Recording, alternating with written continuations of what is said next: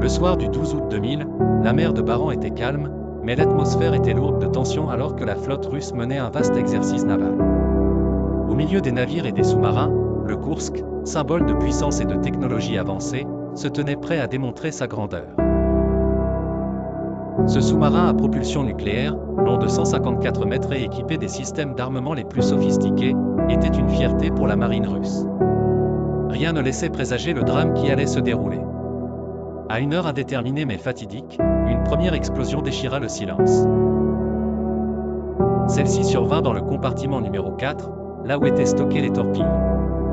La réaction de la batterie électrique d'une torpille type 65, entraînant une accumulation dangereuse d'hydrogène, fut soudain dévastatrice. La première détonation généra une onde de choc insuffisante pour casser la structure du sous-marin mais assez pour enclencher une chaîne d'événements fatals. Sans presque aucun répit, une seconde explosion, bien plus puissante, se produisit. Cette fois, la rupture fut inévitable et entraîna le Koursk dans une chute rapide vers le fond de la mer, à 108 mètres de profondeur. À bord, la situation était critique. Des hommes paniqués cherchaient à survivre. 23 d'entre eux trouvèrent refuge dans le compartiment numéro 9, loin à l'arrière du Koursk, espérant résister assez longtemps pour être secourus. Pendant plusieurs jours, la Russie se referma sur elle-même, refusant l'aide internationale pourtant proposée par plusieurs pays.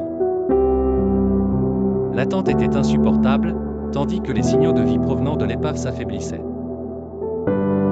Ce n'est que le 21 août que les secours purent entrer dans le Koursk. Mais l'espoir s'évanouit rapidement, tous les survivants étaient morts, probablement par manque d'oxygène. Le choc fut immense. À l'échelle mondiale, les images de cercueils alignés et de familles en deuil marquèrent les esprits. 118 hommes d'équipage perdirent la vie. En Russie, la catastrophe révéla les fractures au sein des forces armées et l'inefficacité des opérations de secours, causant des remous politiques et des interrogations profondes.